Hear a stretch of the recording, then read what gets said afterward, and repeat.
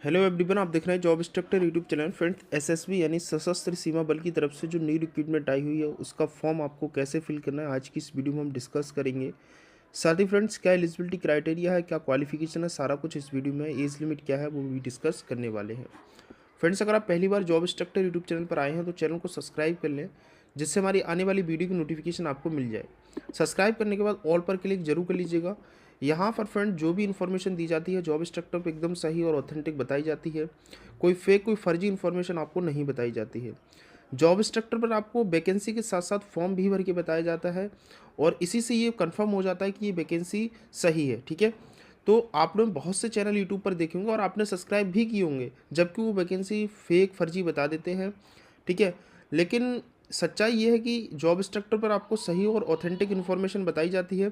फिर भी बहुत ऐसे छात्र हैं, बहुत ऐसे पेरेंट्स हैं जो सब्सक्राइब नहीं किए हुए हैं। तो प्लीज़ मेक श्योर करें, चैनल को सब्सक्राइब करिएगा।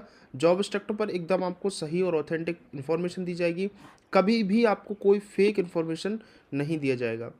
तो चलिएगा स्टार्ट करते हैं फ्रेंड्स। सशस्त्र सीमा बल की तरफ से जो न्यू रिक्रूटमेंट आई हुई है वो आपकी है हेड कांस्टेबल की। अब एक वैकेंसी और है एसएसबी की कांस्टेबल की। तो आप देखेंगे कि मैंने इसकी वीडियो आपको प्रोवाइड करा दी है, ये वाली फर्स्ट वाली वीडियो है एसएसबी कांस्टेबल। ठीक है, एसएसबी कांस्टेबल का फॉर्म आपको कैसे भरना है इस पर मैंने स्टेप बाय स्टेप पूरा प्रोसेस बता दिया है कि आपको किस तरह से फॉर्म को फिल करना हो। तो आप चैनल पर जाकर इस वीडियो को देख पाएंगे। उसके बाद फ्रेंड्स, यहाँ पर हम बात करते हैं हेड कांस्टेबल के लिए। तो हेड कांस्टेबल का जो वैकेंसी फॉर्म है उसमें आप लोग यहाँ से चेक कर पाएंगे इसमें कितनी वैकेंसी हैं। तो टोटल अलग अलग पोस्टेस हैं यहाँ पर, वेटनरी, इलेक्ट्रिशियन, कम्युनिकेशन इंस्टेबल। तो इसमें category wise vacancy total 233 vacancy यहाँ पर निकाली गई हैं। इसमें बोला गया है कि 10% रिजर्वेशन जो है वैकेंसी का रिजर्व द एक्स सर्विसमैन के लिए रिजर्व रहेंगी। उसके बाद ऑनलाइन मोड में इसका फॉर्म भरा जाएगा।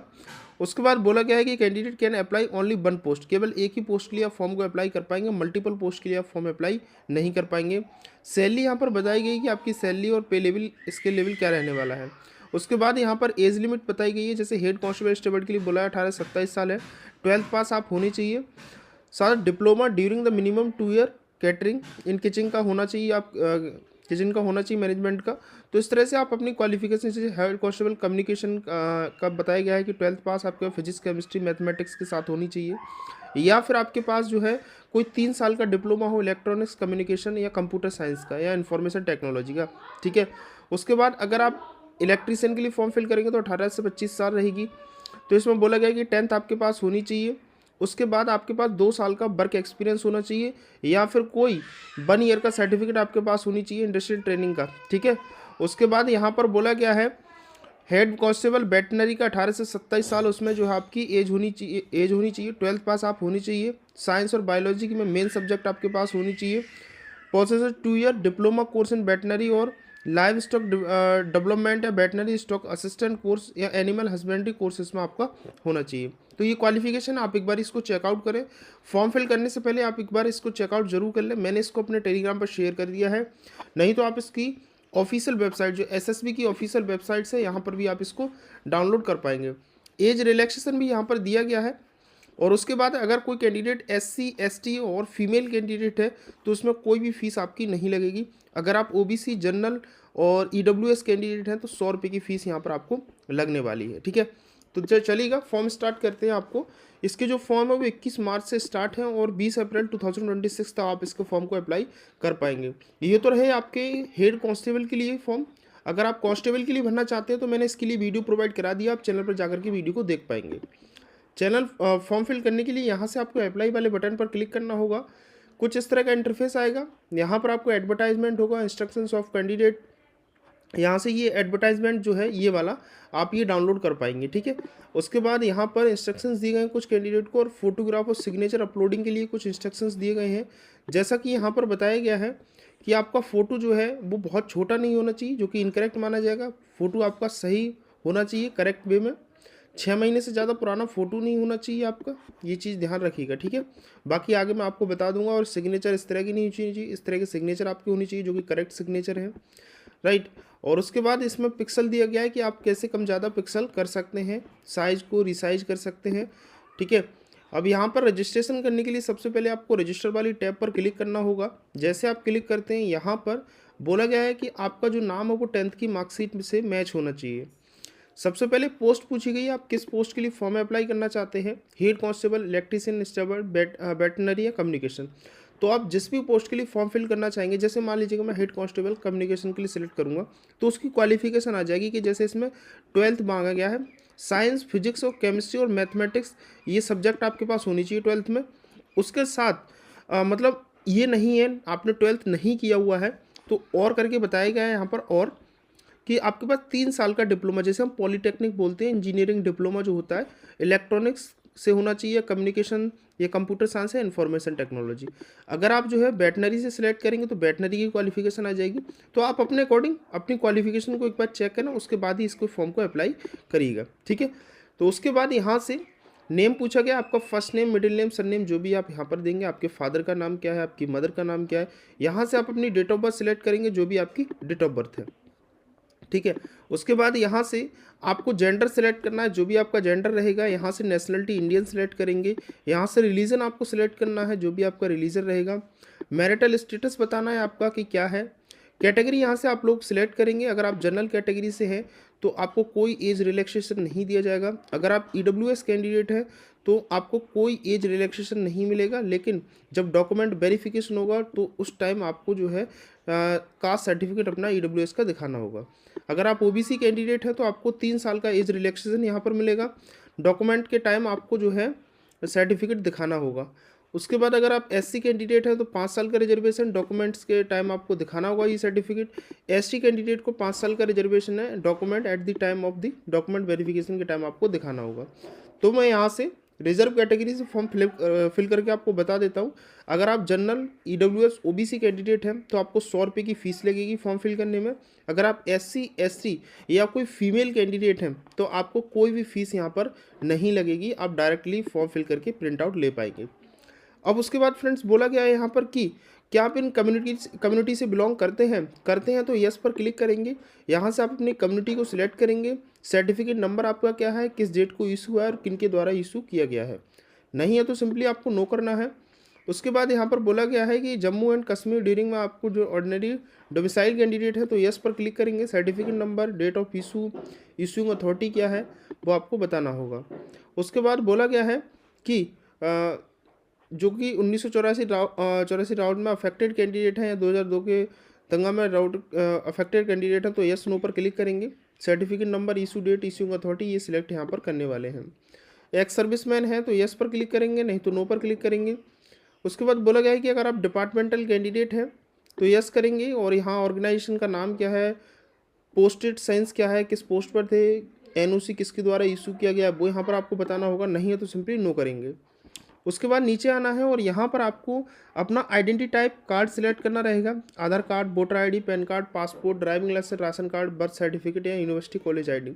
तो कोई भी एक डॉक्यूमेंट यहाँ से आप सिलेक्ट करेंगे, उसका नंबर यहाँ पर आपको देना होगा जो भी डॉक्यूमेंट आप सिलेक्ट करेंगे। आइडेंटिटी मार्क में आपका कोई बर्न, मोल का निशान हो, कटे का निशान हो या कहीं आप जल गए हो उसका निशान हो, जो कि विजिबल हो, जो आप शो करा पाएँ, हाथ, मुंह, पैर कहीं पर भी हो जो आप दिखा पाएँ, ऐसा निशान अगर है तो आप लिख सकते हैं। नहीं है तो सिंपली आपको नो मार्क इस तरह से लिख देना है। आपको यहाँ मोबाइल नंबर और यहाँ पर आपको ईमेल देनी होगी। हेड कांस्टेबल कम्युनिकेशन के लिए फॉर्म फिल कर रहा हूँ मैं, तो यहाँ पर आप अपनी क्वालिफिकेशन उसके अकॉर्डिंग सिलेक्ट करेंगे। जैसे यहाँ पर हेड कांस्टेबल कम्युनिकेशन के लिए मैं भर रहा हूँ तो इसमें बोला गया है कि 12th पास आप होनी चाहिए। आपके पास साइंस के साथ साथ आपको फिजिक्स, केमिस्ट्री, मैथमेटिक्स सब्जेक्ट आपके पास होनी चाहिए, ठीक है। अगर आपने 10th के बाद सीधा डिप्लोमा किया हुआ है तो डिप्लोमा आपके पास 3 साल का हो, जिसमें इलेक्ट्रॉनिक्स, कम्युनिकेशन, कंप्यूटर साइंस या इंफॉर्मेशन टेक्नोलॉजी से होना चाहिए। तो सबसे पहले आप 10th की डिटेल यहाँ पर देंगे, आपने किस बोर्ड से 10th किया हुआ है। उसके बाद किस साल में आपने पास किया हुआ है वो यहाँ पर आप लिखेंगे। उसके बाद रोल नंबर क्या है, सर्टिफिकेट नंबर क्या है जो कि आपकी मार्कशीट पर, सर्टिफिकेट पर लिखा होगा। किस डेट को इशू किया है वो डेट यहाँ से आप लोग सिलेक्ट करने वाले हैं। उसके बाद यहाँ से आप सब्जेक्ट जैसे आप लिख सकते हैं 1-2 सब्जेक्ट या सभी सब्जेक्ट लिख सकते हैं। तो इस तरह से यहाँ पर आप जो है अपना सब्जेक्ट यहाँ से लिखेंगे, ठीक है। इस तरह से यहाँ पर आपको सब्जेक्ट लिखना होगा। जो भी सब्जेक्ट आपकी मार्कशीट पर लिखे हैं वो यहाँ पर आप लिख देते हैं। आपकी परसेंटेज कितनी है वो यहाँ पर आप लिखेंगे। 10+2, ठीक है। 10+2 में यहाँ पर आप किस बोर्ड से किया वो यहाँ लिखेंगे। किस साल में आपने पास आउट किया हुआ है वो लिखेंगे। रोल नंबर, सर्टिफिकेट नंबर यहाँ लिखना है। किस डेट को इशू हुआ है वो डेट यहाँ लिखेंगे। यहाँ पर आपको बताना रहेगा कि science and biology main subject है आपके, ठीक है, या फिर science with physics chemistry and mathematics. जैसा कि ऊपर बताया गया है, मैं आपको फिर से दिखाता हूँ एक बारी कि 10+2 यानी 12th class in science with physics chemistry mathematics, अगर ये सब्जेक्ट आपके पास है, जैसा कि यहाँ पर साफ साफ ये बोला गया है, तो ये सिलेक्ट कर सकते हो। तो आप अपने अकॉर्डिंग यहाँ पर इसको सिलेक्ट करेंगे और यहाँ से आप परसेंटेज को बताने वाले हैं, ठीक है।